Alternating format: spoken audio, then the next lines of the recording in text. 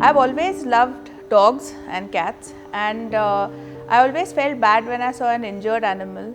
And all these years, I used to only cry and couldn't bring myself to go and pick up that animal or do something about that. And my coaches, they empowered me, to do something about it. That there's no point in just sitting and crying about it. Try and find out who else is in this particular field, what they are doing, and so on and so forth. And that's what I did. I started finding out, which are the NGOs which are there in Bangalore, and I discovered this entire animal welfare community, really strong community, very committed people. And 2017 onwards, I said that okay, I am going to, go out and start helping the next animal that I see. I became part of various groups. I soon realized that I got extremely overwhelmed because I was on these WhatsApp groups and people would post pictures of really sick animals and injured animals, animals that really needed immediate attention. And I didn't know what to do. Should I finish my baking and my commitment to a client, or should I just leave everything? Because you start questioning life, that what am I doing? On one hand, I'm making a cake which is for someone's enjoyment, and on the other hand, there's this animal who is deeply in distress, who needs help. But soon I realized that I couldn't reach out to every animal. Plus, at home it was really difficult because I had to sometimes just get up and leave in the night, go and help out some animal, go and pick it up.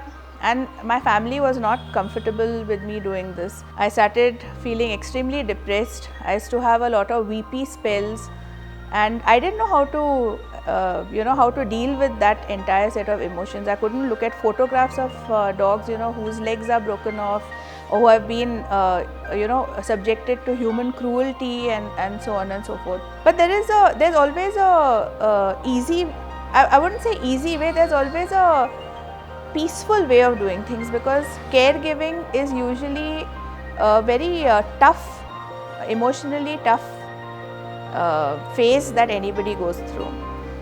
So if you have help and if you recognize that that person is going to be, see what happens is, and what I have seen with some of my friends who are caregivers, is that they put their life comes to a standstill and they go completely into caregiving.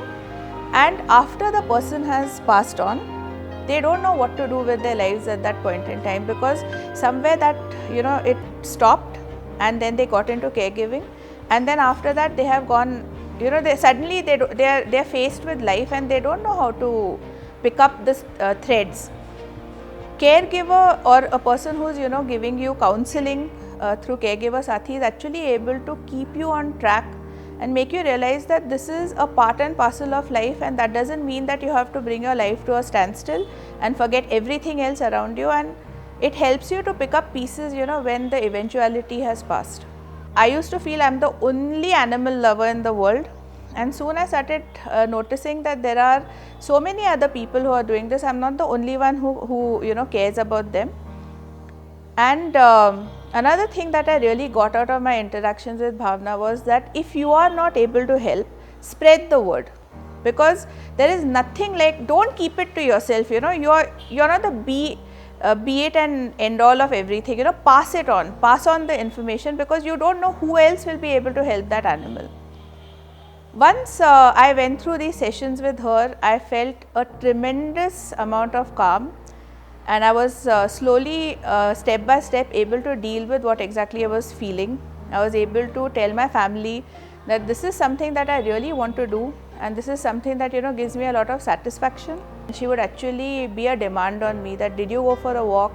Did you spend time with yourself? Why didn't you do it?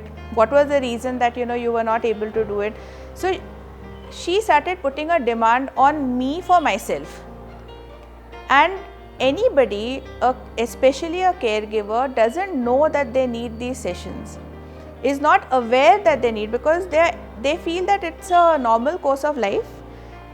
Eventually we are going to lose near and dear ones, and it is supposed to be something, and what you go through is supposed to be what you are supposed to go through, and it's an area which is totally ignored, and she has kind of highlighted it. And the mental health of a caregiver is totally not understood in our country, and it is so important, because if that person is mentally in a healthy condition, the kind of caregiving he'll be able to give a person terminally sick will be tremendous.